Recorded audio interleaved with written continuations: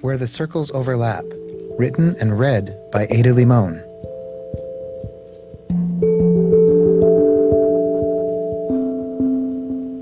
We burrow, we hunch, we beg and beg. The thesis is still a river. At the top of the mountain is a murderous light, so strong it's like staring into an original joy, foundational, that brief kinship of hold and hand, the space between teeth right before they break into an expansion, a heat. We hurry, we hanker, we beg and beg. When should we mourn? We think time is always time, and place is always place. Bottle brush trees attract the nectar lovers, and we capture, capture, capture. The thesis is still the wind. The thesis has never been exile. We have never been exiled.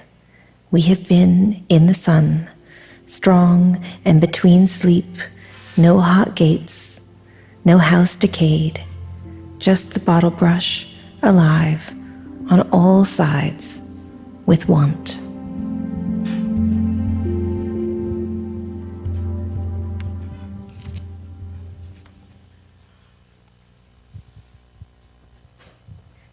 Welcome. I felt playing Where the Circles Overlap by Ada Limon, a work that I've been returning to in recent months, and something that came to mind also when listening to Jacinta Kerkata last evening. Felt like the thesis is still the wind, the thesis is still the river, the thesis has never been exile. I think these very primary, very fundamental invitations to kinship are an apt opening for today. Jacinta's generous dialogue and her multifaceted approach to journalism and poetry was insightful for many of us, was moving, and so I wanted to bring it in the room again for us to collectively continue that momentum. The significance of fearless and responsible access to forest and river in childhood as deep sources of learning, of indigenous forms of leadership, and of what it means to be an Adivasi woman, as being more human, in her words, to be in close connection with the earth, to be in revolt against all fetters, to be beyond falsely holding on to symbols and emblems, for that to mean being an Adivasi woman today. We thank you, Jacinta. With Natalie King, Renan Laruan, and Saurabh Hura, we discuss the role of kinship and mutuality in First Nations artistic practices, how longevity can be sustained in the high-pressure time window of Biennale making, the exhibition as score and as a set of visual bonds, as social intensities of living, how narrative strategies within exhibitionary forms can invite nonlinear notations, and how the institution can operate as a space of rehearsals. What it might mean for cultural projects to invite both non-translation and permanent translation, to not see those as a paradox. And today made me think as well on what it means to invoke and invite the vibrant potentiality of all living beings at a time of debilitating rupture of socio-political relationality, of sweeping censorship and seismic infrastructural breakdowns that reveal daily how humanity at its worst is a blundering, cacophonous burden for this planet. With the pressures towards individuation and cultures of atomization, existence in silos, even at the cost of the many, how may curatorial labor attend to the collective? When what were assumed as ingredients of a fundamental social pact on how to live together, when these are overturned, uprooted, and selectively informed, how may art, as an offering in a wounded world, operate beyond platitudes and wishful thinking? Let us take stock not only of our debts, but also of our gifts. Commit to the retrieval of knowledge. Attend not only to misalignments and fractures, to make superficial repairs in rotten systems, but wholly dream livable realities into being. We are carried in bellies, in arms, in love, in hope, in caskets, in urns, in grief, in memories. Our whole lives and into the next, we are carried. Sararian.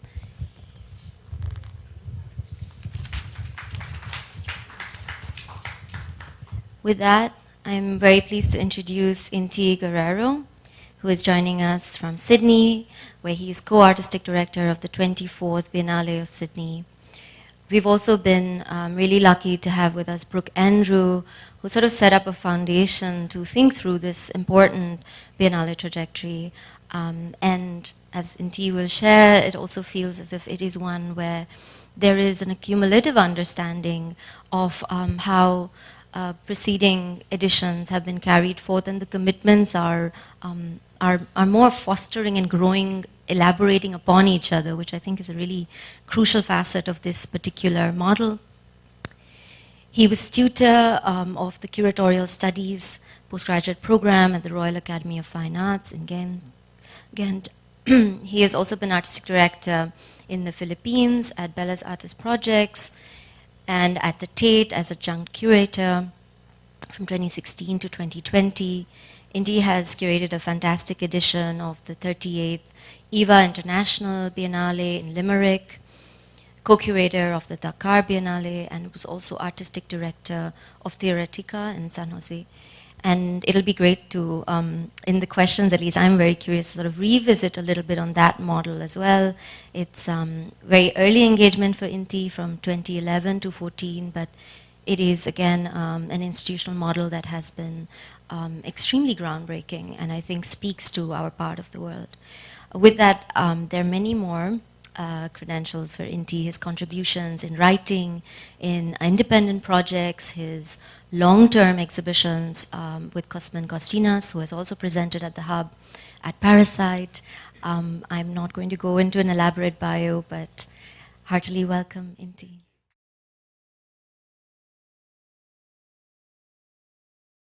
Good morning. And I'm just going to put my timer 1 second. Can you? Yeah?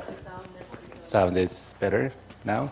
Maybe more volume? Hello? No. Hello, hello, hello? Better? Is it better now? Yeah? Okay. I might stand up, actually. Sorry. Or the camera, you prefer me to sit down? Okay, he's like, sit down. So, yes. Well, you let me know when it's around 20 minutes. So, I'm going to share primarily one specific project, which is quite large and has many, this has a bit of a feedback, no? Do you want to, is it okay? Hello? Yeah? And towards the end, I will share a little bit of Sydney Biennale, of, again, one specific thread of research, but this is a very recent exhibition project that I co-curated with Chantal Wong, researcher, curator from Hong Kong, and together we were given the task to curate the 3rd edition of a project called Spectrosynthesis that you see on the bottom of the image. And Spectrosynthesis is a project that was developed by a foundation called Sunbright, which is a collection and platform specifically with one kind of incredible and very niche focus, which is related to LGBTQ perspectives coming from Asian artists across the many Asias that exist, both in the continent, but also in the diaspora. That's a very wide frame, and it's a very identitorial kind of vision in relation to, on one hand, interested in Asia and interested or in Asian artists or artists based in Asia or from the diasporas, and LGBTQ issues, like very like precise, no? And they have done different spectrosynthesis, one in Taipei, then in Bangkok, and Chantal and I were commissioned, let's say, to create the third edition. The context of that third manifestation of spectrosynthesis was that in 2022, Hong Kong was meant to host the Gay Games. And so they wanted to pair this moment in time. And maybe this is actually the first time ever that I present logos in a slideshow. But I think it's important because whenever you are curating, there's many ways of involving yourself in certain institutional structures that are from very small to very big. And I think this is one of the biggest that I've personally done. The Jockey Club had also 4 years ago built a cultural center in the prison, the former colonial prison of Hong Kong. And they've, like the lottery in the UK, they've produced a lot of cultural projects. It creates a lot of publicness through their charity. And together with Some Pride, they wanted to really, in the framework of the Gay Games, create like this major exhibition that had to do with LGBTQ and Asian artists. So, of course, as curators, we have some kind of way of negotiating many things, no? And so, on one hand, what does this mean? As you can tell, there was a lot of money. I think there was one of the most well-funded projects that I've personally done, like to commission artists, to research, etc. And how do you navigate this larger framework with so much expectations and still try to create something that is interesting, critical, and to some extent even create some institutional critique towards all these structures? Yeah. So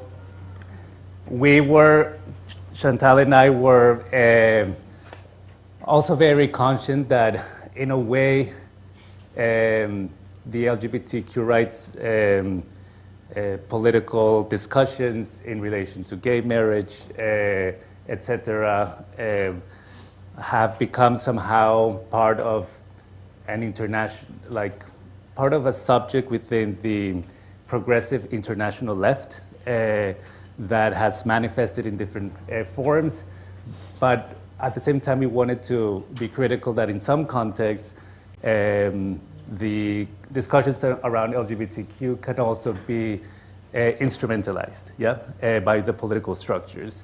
The most drastic one, just to have that in mind, would be in Israel. No, Israel has the most clear pinkwashing image and context, and going back to yesterday's conversation on the power of images and photographers nowadays capturing different complexities of the conflict, not so recently images of LGBTQ soldiers appearing with the flag on the actual ruins. So how do we negotiate that ways in which the LGBTQ discussions can be politicized in certain frameworks? And we were very conscious that in Hong Kong, because of what was happening politically, somehow there was a certain part of society, of the political class, that was using the LGBTQ agenda to show to the West that there were still civil rights in Hong Kong. No? And so that's kind of a bit of the framework and how to still create something interesting. Now, of course, we decided to create a whole exhibition that had like 3 chapters. I won't go through every chapter. Some had to do with criticizing dominant gay culture in itself.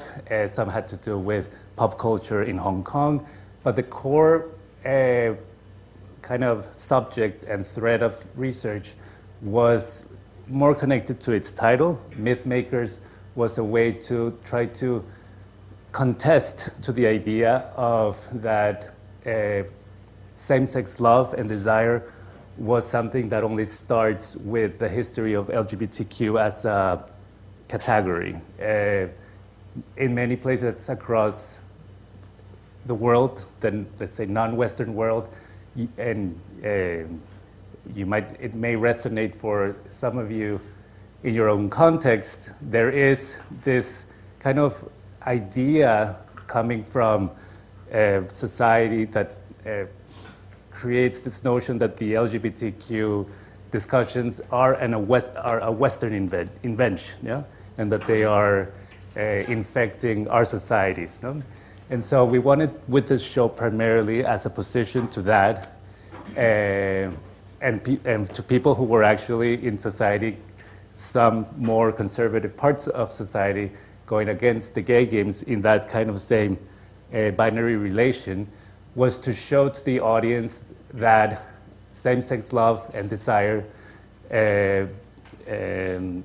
between two men or two women was happening centuries ago in the continent. You know? So that was kind of like the core of that. And so how to do that in this show. So the myth of, let's say, mythologies where there was same-sex love between two men or two women, the same-sex love desire that existed historically by people that existed in history that was later mythologized was something that we were interested in, or moments in religion of different parts across Asia where there was non-binary representations or gender fluidity in those moments of whether it was antiquity or in the case of Chinese history throughout different dynasties, and I'll show you later what we kind of wanted to present to the audience. The idea of looking at that queer antiquity or that queer ancient ways very much kind of inspired by the writings of Zhang Zaidong, a Chinese archaeologist, anthropologist, and curator, who wrote this incredible book that basically is a field study of looking at comparative context between Mesopotamia and Yucatan or Mesoamerica. He speaks fluent Spanish, went to the region of Yucatan to look at how Aztec and Mayan deities basically were non-binary, and that the colonial 19th century nomenclature of categorization was the one that projected gender to things that didn't have gender. No? And so we were interested in to try to identify those things, but also interested in history itself, or of a more recent history. So one of the key artists there was Shijade. That is his self-invented name. He kind of like queered his name. It means Siberian butterfly. He's a 60-year-old man living in Beijing who does incredible paper cut. And this commission that we did for this project is based on specific moments in Chinese history where there was same-sex love that was registered. Primarily was registered in calligraphy or in oral history. There's very few images, and that's how Shijade comes into play as a very important image maker of those antique images and moments that really existed of same-sex love. For example, this is a king whose male lover is here to the left, and in order not to wake him up, he cut his sleeve so that he could still stay snuggled in his care. And the idea of the cut sleeve, even that term, cut sleeve, is a way to identify queer people as a way of as a way of naming that is outside of the LGBTQ nomenclature. Or the shared peach between these two lovers is also an image that exists in calligraphy. This is, for example, 6th century. And then there's this beautiful one which has its own narrative, which Natasha will tell us exactly what it is.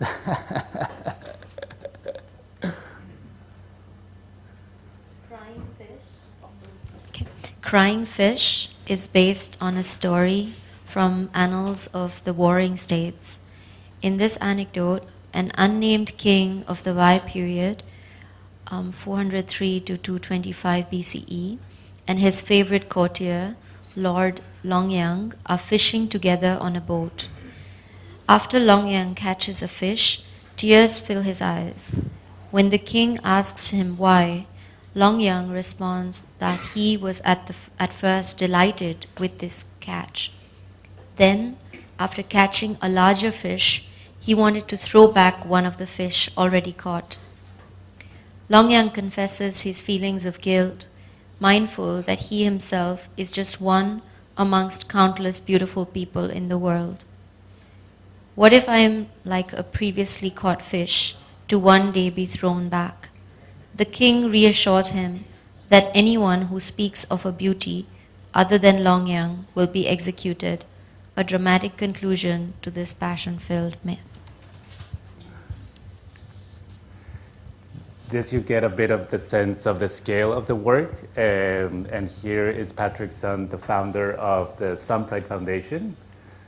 The idea of looking at or queering mythology and religion was also in the work of Andrew Thomas Huang, who is, I cannot put play there.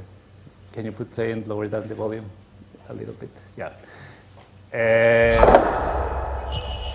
He is a Chinese-American filmmaker based in Los Angeles who What is your name? made a work Matt. on an existing deity in Taiwan, which is the god of all gays and lesbians in the Chinese world. It was kind of adapted, and now there's a whole devotion around it. But it is the story of this soldier again who was peering to work between the cracks of the wood shack where he could see the general being, the very handsome general, taking a shower. And he was punished and turned into a rabbit god. And the rabbit god exists in its own shrine. Please come in. And so we had this video within the exhibition in its own physical shrine. People could enter, but there was also the actual deity right in front. Another artist and context within East Asia that was an artist that wanted to queer a very traditionalist myth, which is around the red silk of fate, across Korea, China, Taiwan, and all of China and the diasporas is meant to be the imagined red thread that exists between lovers that are meant to be together. You know? And that's why the red thread is connected also to the red dress during Chinese wedding. And so this is an incredible video clip basically where a young female scientist is madly in love with the chief scientist, her boss basically, who is this very cute lesbian scientist, and she genetically modifies the silk of what they're doing at the lab so that she can trap the desire of the chief scientist. And it's quite an amazing video clip, and the exhibition also juxtaposed different genres of materials. So there was like art, drawings, film, fine art, but also like this type of visual production. Yeah. So I'll continue. I can show you later, but just for the sake of time. But very connected to Andrew Thomas Huang and those deities of and the folk that exist in Taiwan. Throughout Taiwan, you will see that there are so many non-binary or hypersexual deities that are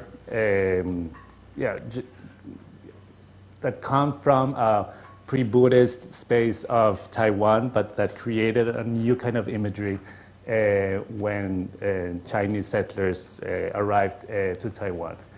One artist in relation to religion that we created a very specific framework was Osorio, Alfonso Osorio, from the Philippines, born in the Philippines, but primarily an American artist who was a son of a very prominent sugarcane plantation family in the south of the Philippines. They were so wealthy. They were perhaps the first crazy rich Asians of the 1920s who had so much money that they sent all of their children to boarding schools in the UK, then in the US.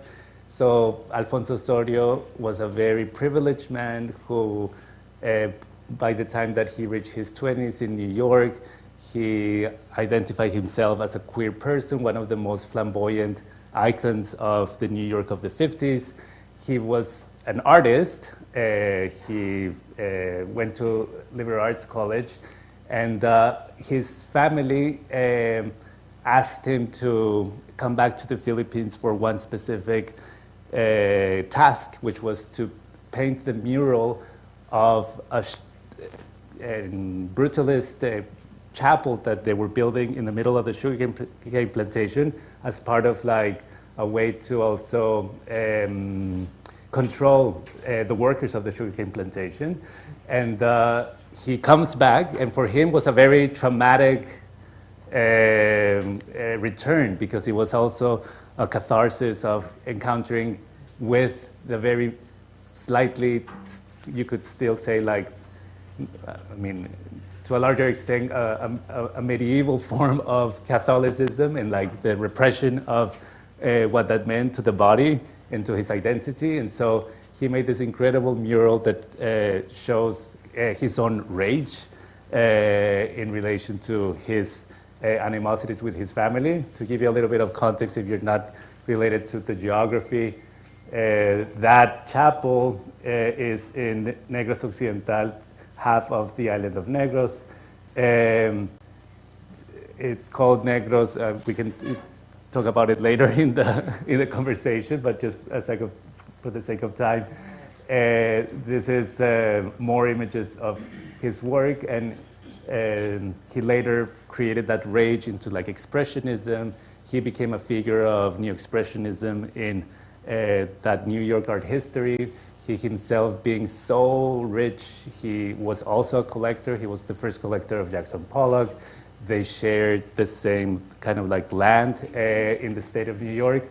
And what we did in the show was not only to show originals of his work, but also present an incredible project by Emily Lin and Enzo Camacho, where they create this mural of the Angry Christ, as it's known colloquially by the inhabitants of Negros Occidental. And instead of coloring the image, they place different subjects connected to social history of the Philippines, primarily related to land rights and the 1980s revolution and all of the colonial modernist violence that happens throughout colonial history and Cold War history.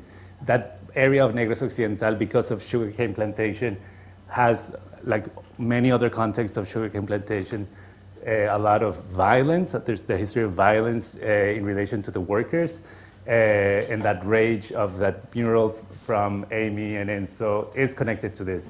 This was not in the show, but I bring it to, this is a living artist, Nune Alvarado, who has the kind of reverberates with the rage of Alfonso Osorio and the relationship of the workers from the sugarcane plantation. Now, there were other, how is the time? Yep. There were other artists that we invited where religion, if there wasn't a framework of religion, but it had to be self-invented, was something that we were interested in. So Ansa Matt, who is an artist and a trans activist, she creates her own kind of deities, her own religious compacts, if you will, for creating these images through weaving, through ensemblage, and they become these goddesses, no? Which is quite clear through the image. Young artists from Hong Kong looking at trying to identify non-binary characters in Chinese mythology, which brings us to a whole moment of looking at very early representations of non-binary and forms of transgression, especially in Southeast Asia. This is a portrait, a self-portrait by a Chinese Malay male artist who in the 1950s painted himself as not only a woman, but as a Malay Muslim woman. This transgression is such an important moment of image and identity in the context of just before Malaysia was fragmented and gained independence, and Singapore detached from the Malaya Federation. Malaysia was a very multi-ethnic like utopia that really existed, and Patrick Ng, who appears here in the middle of this incredible portrait, presents that multi-ethnic society that existed in the Kuala Lumpur of the late 50s and early 60s. In the back of the composition, you see the Grand Mosque of Kuala Lumpur. Around these figures, you see the incredible batik textile with modernist pattern.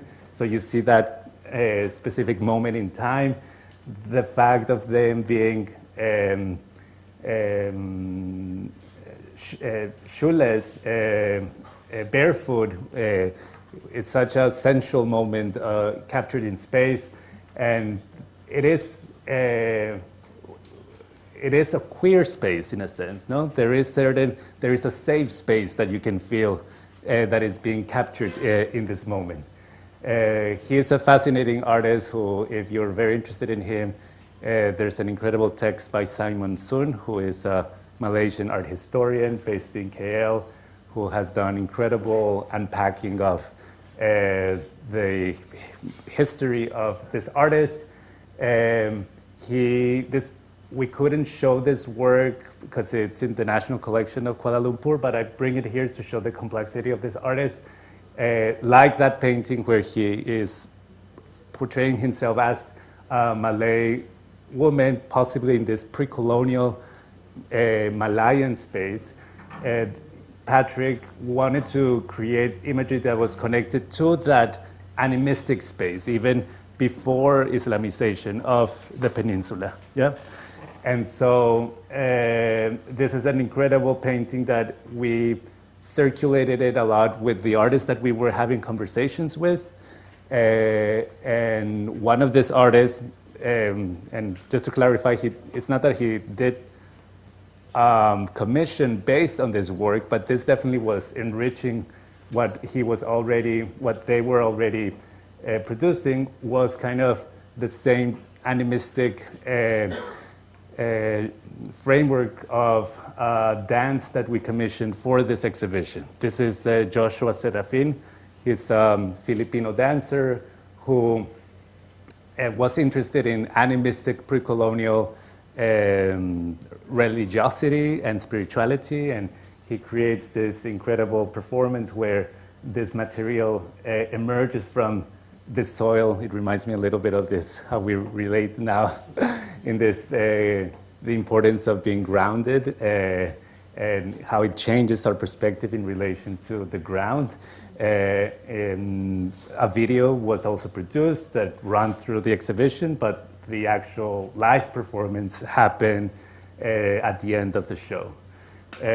More works or artists that are interested in animism in indigenous context of the region. This is a Thai artist whose indigenous ancestry, so he's not Buddhist, or sometimes Buddhism in certain indigenous contexts, there's syncretisms. His family comes from a direct lineage of like priests, you could say, or shamans who there is a specific ritual with turtles that happens every year for farming in relation to the cycles of farming, and he clearly kind of queers this very traditional context. But Patrick Ng's work in that queer space that I just mentioned, of those safe spaces, also reminds me of an artist that we couldn't get at the end because of the time, but it basically projects. It's a way for us to understand how, and again, coming back of what I was saying at the beginning, that our main goal to the audience was to tell people that queerness in Asia is not something that just came in the last 20 years, but it's something that has been manifesting in different moments in time.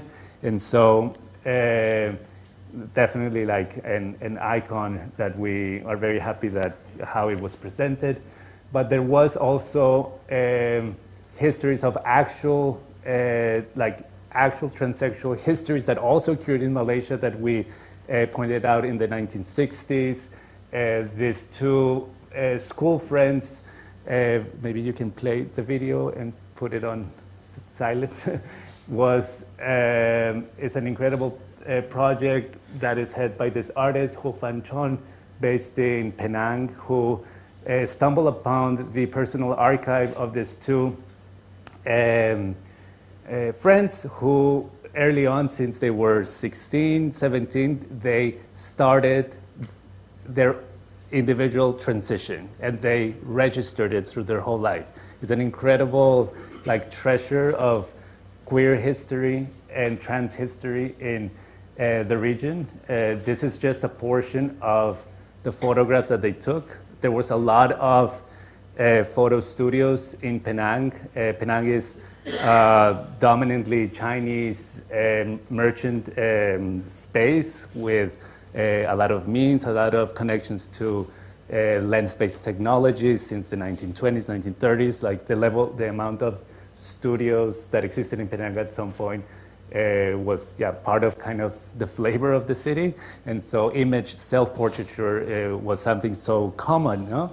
And this artist, decades before Cindy Sherman or whatever, did this incredible passage. Maybe you can just fast forward it so there's a little bit of zooms. Yeah.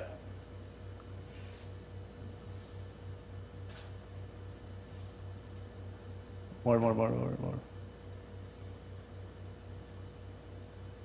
Anyway, you get the idea. I'm gonna. Yes, but in another third floor, and I'm not going to the third floor, but the context of transitioning did happen in certain other parts of the exhibition, and this is a Chinese Canadian artist called Just Fan. Yeah. How many? 1 minute? Yeah. Sorry? Oh, Sydney, sorry. Okay, good. Yeah, all right. So, as I said, the idea of the Biennale, sorry, we're gonna, maybe we can come back to it later on, but but just to not make that full cut, definitely something that you could just sense of a way of curating that both me personally, but together with Cosmin, we're definitely related to different ways of bringing together different cultural genealogies together, trying to overlap multiple epistemologies. And this is definitely, the Biennale is the moment where we are putting that forward, and the title of the biennial comes from there. to embrace that multiplicity of forms of identities, forms of historiographies, genealogies, cultural languages that are finding its way throughout the show, through the different threads, and try to present complexity. Yeah. One of the threads that we announced recently is connected to the it's not an obscure history, like there have been exhibition books been written about, but it's something that we wanted to come back to because of meeting incredible artists that are presenting the subjects. And one thread is connected to a specific moment of colonialism in the south part of Australia, or that started from there. Colonialism in Australia has different moments and stages. As you can imagine, coastal dominance was first, but entering the actual interior of that, what it is, an island continent, took much more time. No, it wasn't like it was decades later on. And the states of Australia are this vast, very rigid grid that divided the land, and the state of South Australia in Adelaide, Adelaide being in the coastal south part, or was the place of or the starting point, or more specifically Port Augusta that you see here, was where hundreds and then presumably thousands of camels and cameleers that later were breeded in Australia came from the different networks of cameleers in South Asia.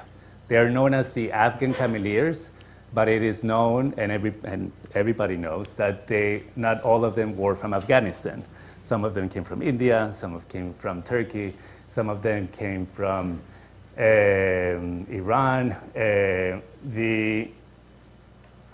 What it is shared amongst all the people that came is that all of these cameleers were Muslim, yeah, because the networks of between this business was primarily the networks that existed already in a Muslim space in the continent. So camels were brought to Australia for putting the railroad, for later on putting the telegraph. There are incredible images of camels holding the poles that later connected the telegraph between Adelaide and Darwin, and from Darwin to Singapore, and then that whole technological interconnectivity of the empire. It was this animal and the cameleers who were so pivotal for that moment. There's a dark moment in the history of immigration in Australia that kind of left the foundational stone for the very racist immigration policies, which was called the White Australia policy, which happened after the first cameleers had already established in Australia, established families. Many of the cameleers established families with Aboriginal people that they met and created families as they were entering this vast territory. There are some artists of Aboriginal artists of Afghan descent that are actually part of the biennial, and people will see, and some of their paintings actually are about that. There's a beautiful painting by Wendy Sampi, who is doing a landscape work, and she just writes the title. There's some leaves on the ground, and the title says, "The Afghans brought these leaves." Yeah, and it shows that still in the oral history, people know that certain trees, certain bushes were brought from South Asia, and they exist through culinary or for health reasons. Yeah? But one of the other main artists that we're presenting is Elias Alavi, who is from Afghanistan, and who creates an incredible kind of discursive framework to understand how his own personal dislocation of being a refugee from the Afghan war, where Australian military participated in as part of the Western imperial intervention to Afghanistan, his own status of refugee and entering the public space in Australia. For him is when he encounters the archives of the Afghan cameleers, he sees these connections of migration policies, imperialism, and that they become like part of this cyclical moments where at the end there is in the back of all of this cacophony a very deep like institutionalized Islamophobia as part of the nation state psyche, which is not only in relation to the war in Afghanistan or the cameleers, but also to the very foundational moment of national identity in Australia that is connected to the Anzacs who fought against the Ottoman Empire in Gallipoli, which is something that will be connected in this part of the exhibition. No? The biennial has around 90 artists, and this is one of the narratives in one specific venue. So Koken Ergun, an artist from Turkey, is the artist who's doing more specific work on Gallipoli and the Anzac soldiers that fought for the British Empire, but they were coming all the way from Australia and New Zealand to fight in the Middle East for this project. Yeah. Thank you.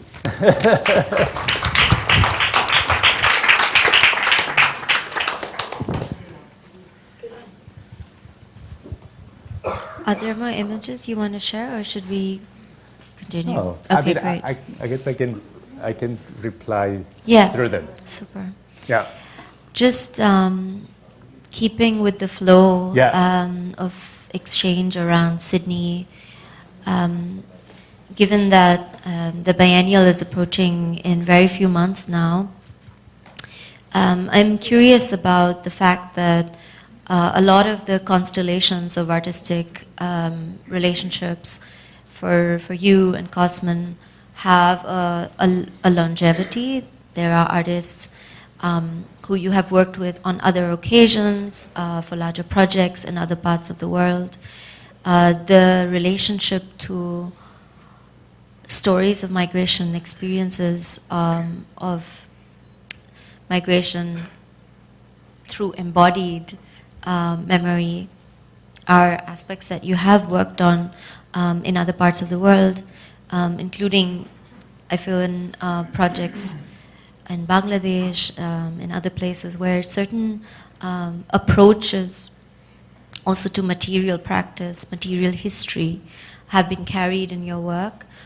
So I wonder if we could speak more to these aspects too, of how within the biennial temporality, one is moving with a far more diverse set of artistic skills, languages of aesthetics. Yeah.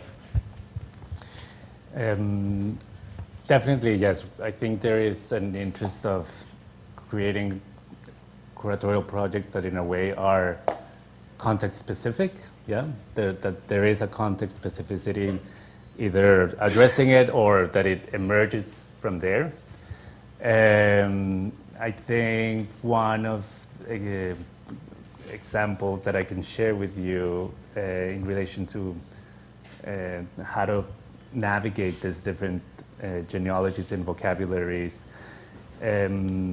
is where there is in another part of the exhibition, in another venue, it's a framework around revisiting moments or memories of the Second World War and the imaginations around and the frictions leading to the atomic era, or the dropping of the atomic bomb, which is such a pivotal moment for Pacific history.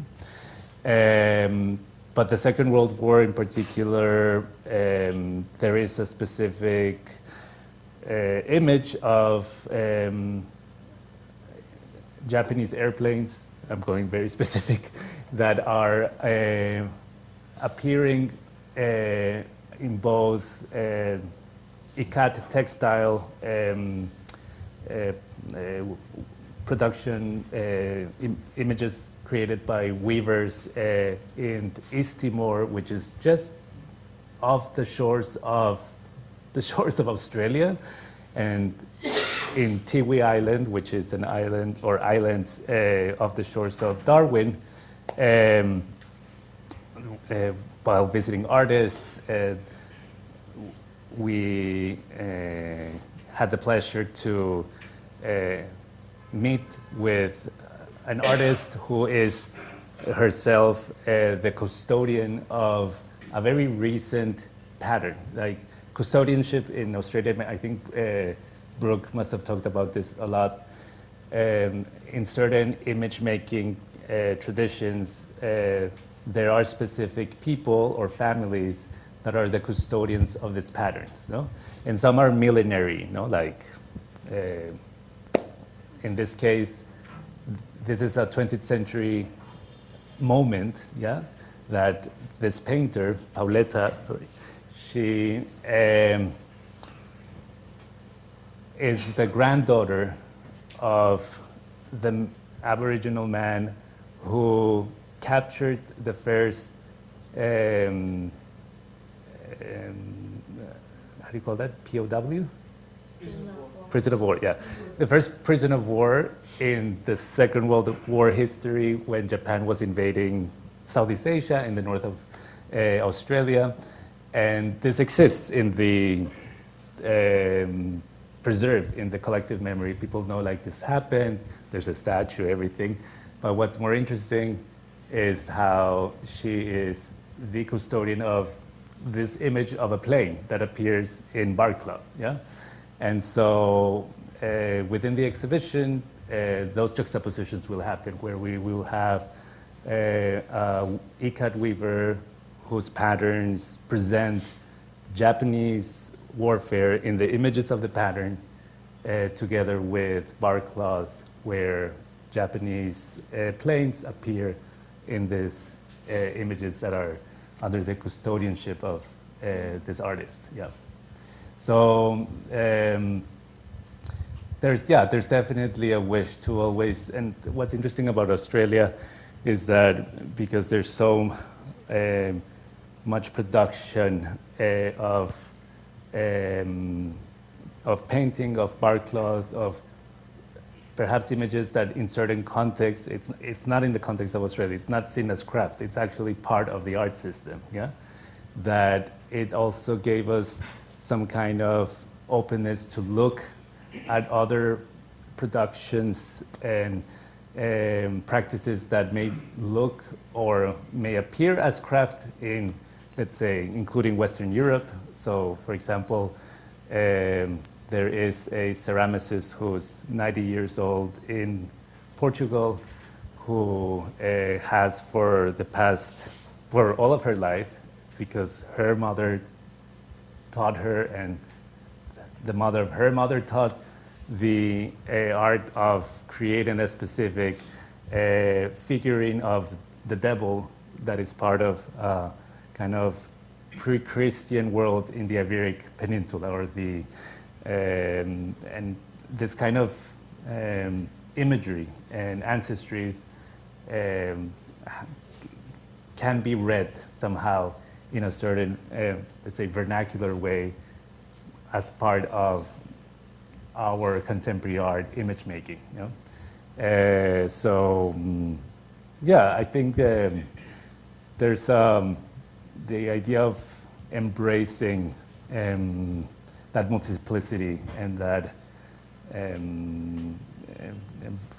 embracing all of the possible ways of understanding that there isn't one specific definition of art.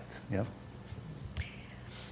Previously here we've had discussions also around formats such as APT, the Asia Pacific Triennale, and the enduring ways in which the relationship of Australia, its dominant role, geopolitically linked to the Asia-Pacific region, has needed to be reconstituted through cultural practice and the flows of cultural practice to create reciprocity in these relationships.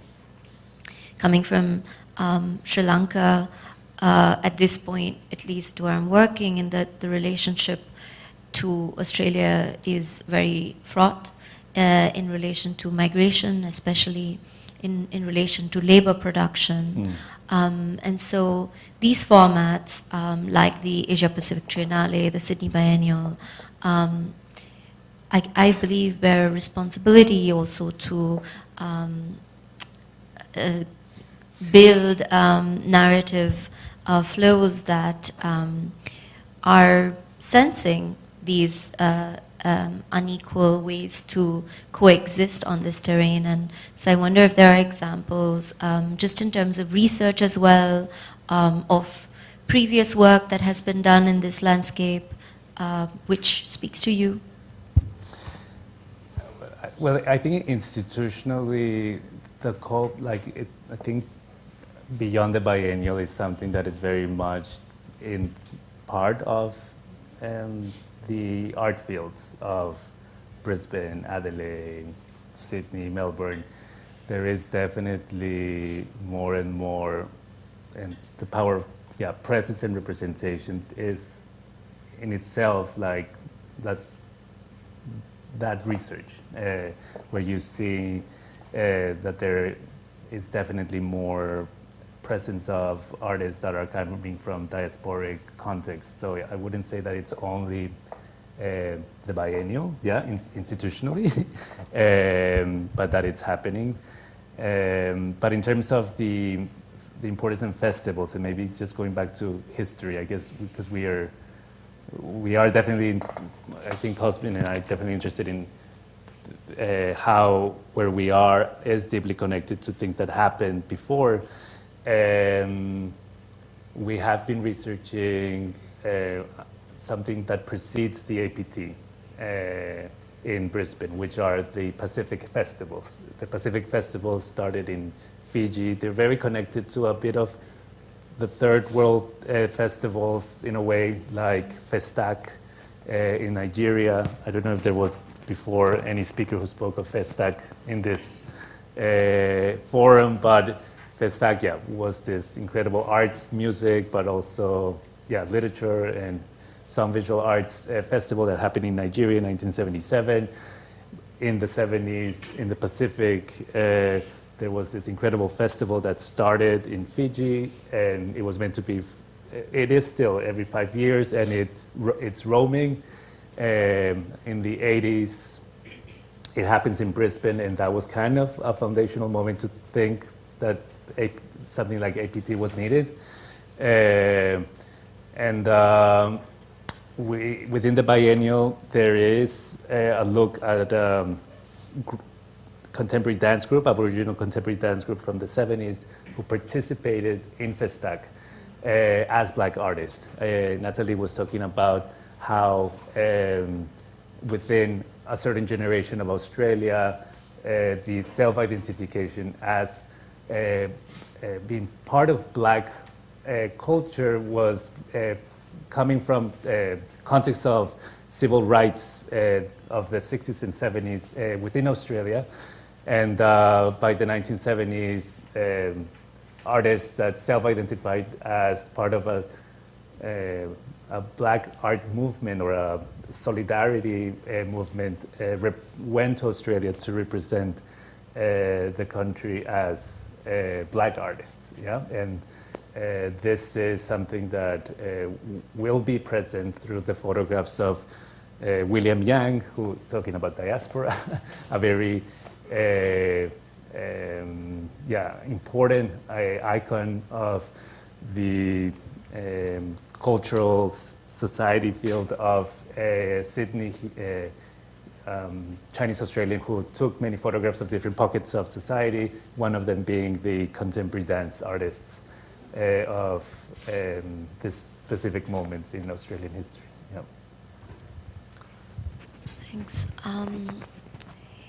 In relation to myth makers, I was also thinking of it as an exhibition, but much more a research journey, because you're sort of going into personal archives as well, while sort of embracing quite asynchronous historical threads that have been perhaps also purposefully kept segregated within cultural history, within dominant perspectives, from a place like Hong Kong. So this sort of isolation, really, of an island geography is sort of, I believe, renegotiated in the way that you construct an exhibition like Myth Makers, because you're looking at literature referencing that sort of brings in Yucatan.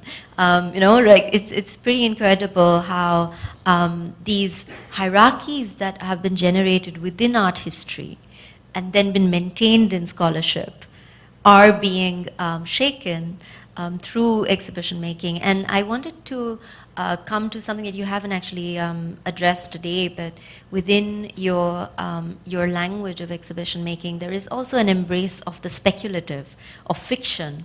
And there is a playfulness, but also a political thread in which you sort of make these shifts, create closer alliances between cultural practices that have been marginalized, that have been silenced.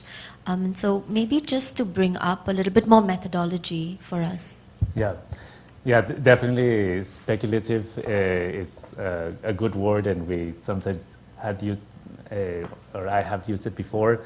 In terms of, yeah, of methodology, I think that, again, like just sharing process now,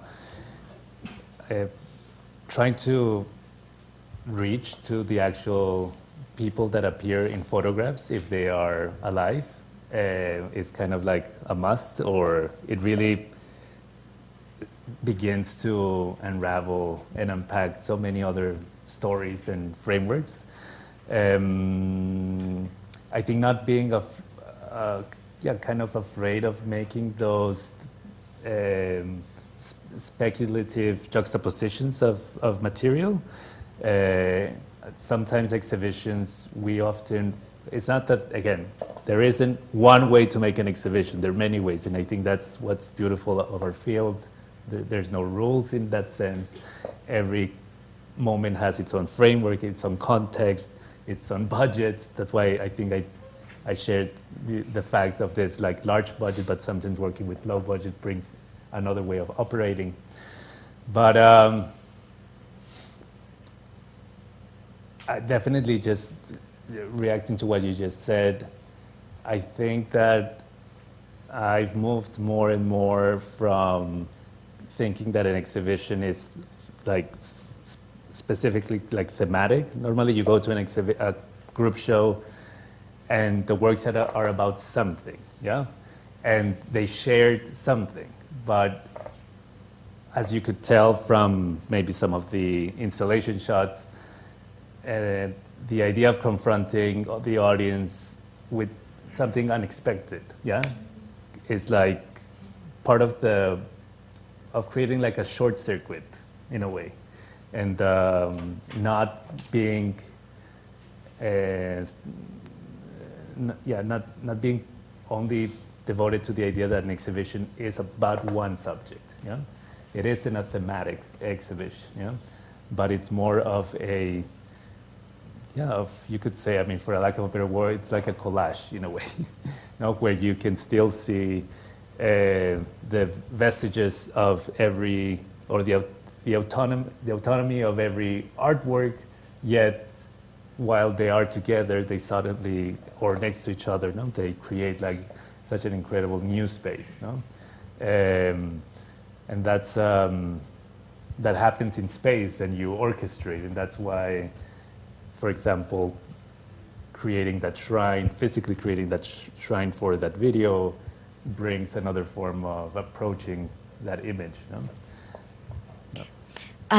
Could we have questions or thoughts from the audience?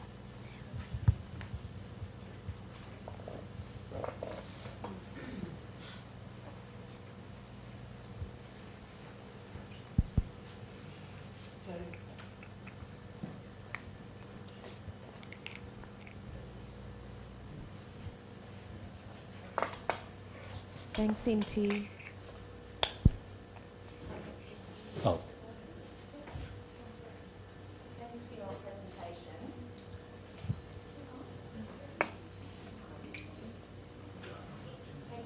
Oh. Mike. Thanks for your presentation.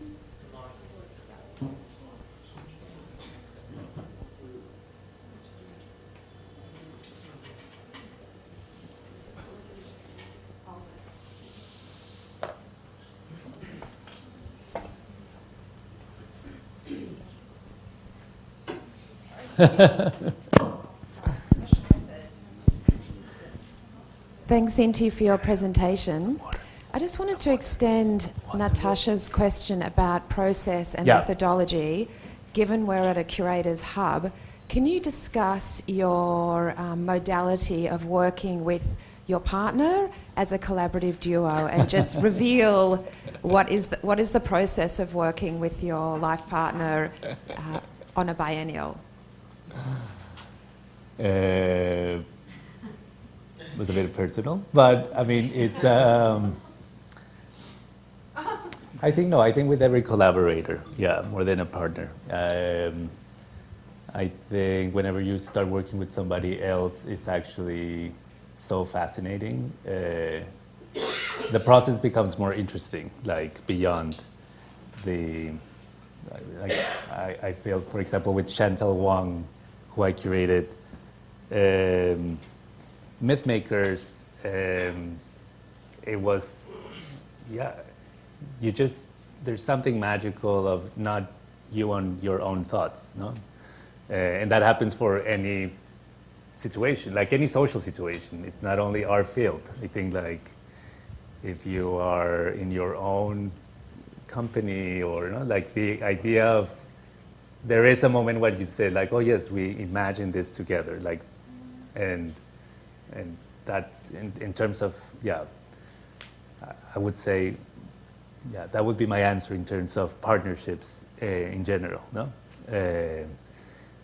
So I embrace people to, I think also for the people who are interested in curating and you still haven't done that step, but are interested in like just to tell your own ideas and share them. Like the idea of feedback is just so important.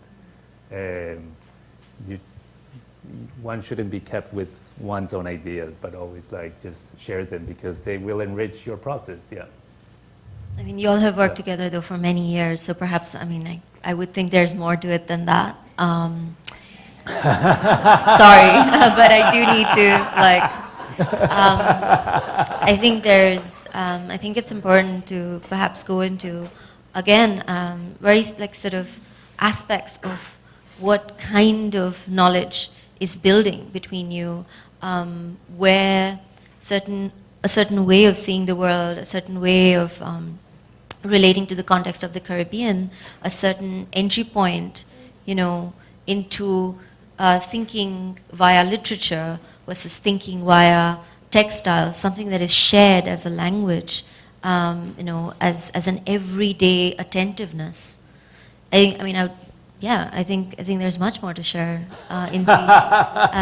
Because it's important. I think it's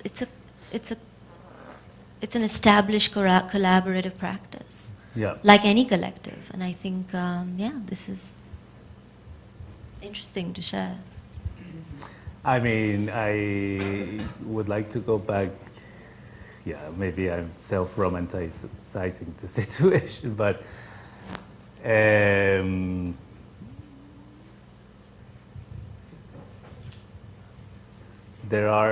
there's, how to answer this? I think that many of us, and I put, myself in other, part of like a generational thing, that there is definitely, when we see like our production being made not from our places of origin, it is something very peculiar, no? Which is not, I think I would start from there, that it's, there is a degree of embodied experience from having lived in Hong Kong or in Holland and not being from those places, that it makes it specific, but everyone's specific. I don't know. Everyone has that experience is what somehow you see in that multiplicity of geography. But again, this is my experience that I'm sharing here. It's not. I don't see that it should be seen as a role model, yeah, because it makes it sound like it is. So I think it's more interesting to look at it with historical distance. So whatever we do, maybe 20 years, we will know like why, how. And I bring it back because I am actually interested in like couples in art history, yeah? If we want to go there. And obviously worlds, their worlds were much different to ours, so I don't know, so many heterosexual couples in art history were collaborative, but because of misogynist art history, because of machism, that collaboration didn't really happen, no? And maybe what's interesting about these times is that we can embrace that, yes, you can collaborate with your partner, yeah? Like even if, I mean, I'm not putting myself in the same platform as Frida Kahlo and Diego Rivera, but like, wouldn't it have been amazing that they do something together? I don't know, like, but again, I guess if there is that red thread of fate, like embrace it for creativity, because clearly whoever is in a relationship, there is something magical, and why not putting it into creativity, yeah? Thanks. Yeah, there's another question there. Hi, Keith. Thank you for sharing the works. I want to take away from the conversation a little bit and ask you, in 2018 you had exhibited at Louis Barquin's house. Yes. So I just want to know a little bit about like how was it working there, what kind of exhibits, and how do you work around such a space? Oh, you know? Thank you for doing the research. Yes, sorry, what's your name again? Suryan. Suryan.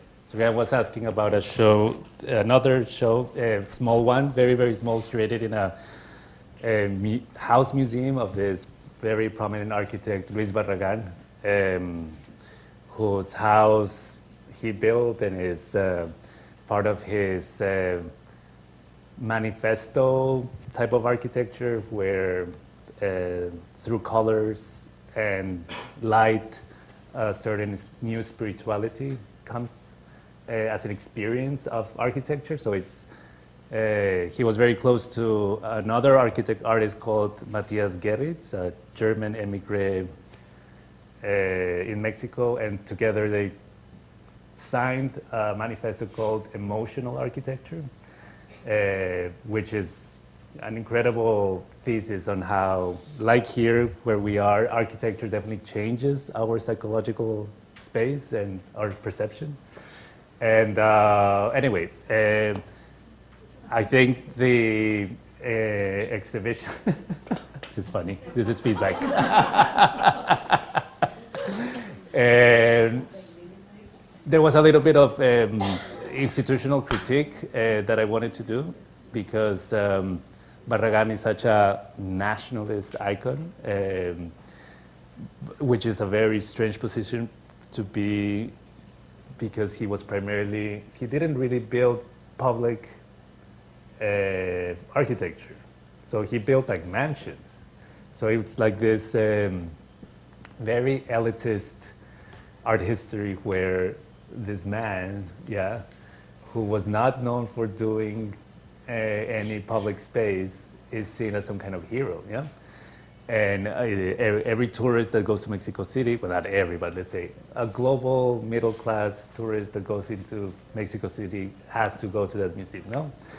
And so, the idea is to make certain interventions about class and urbanization in this house, to put it that way, Thank you. Yeah.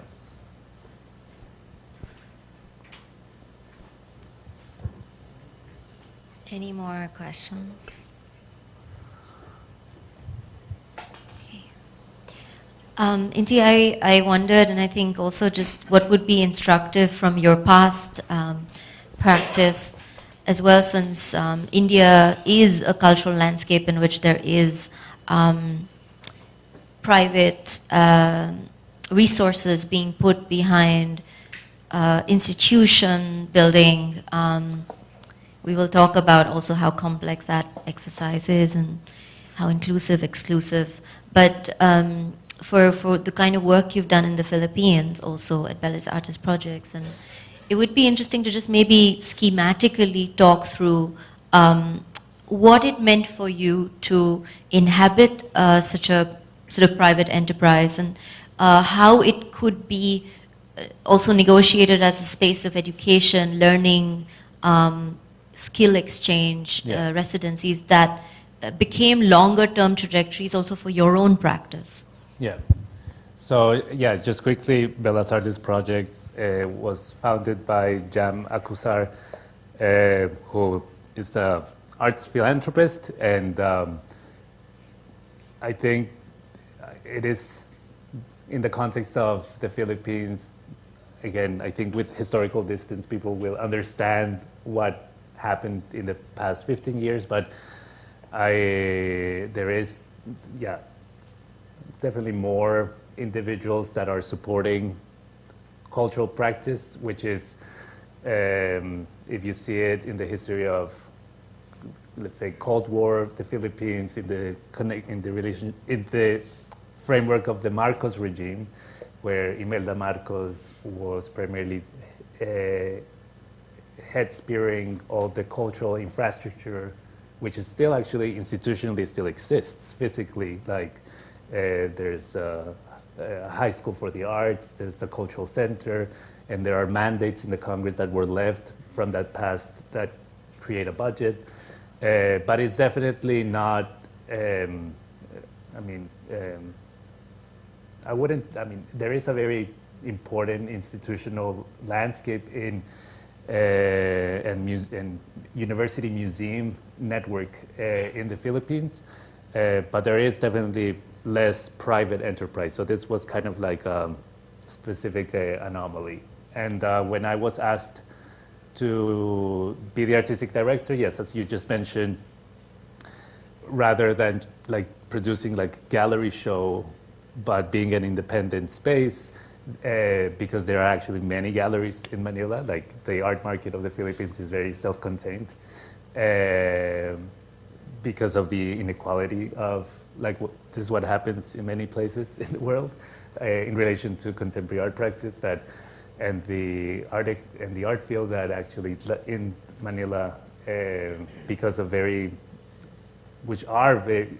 medieval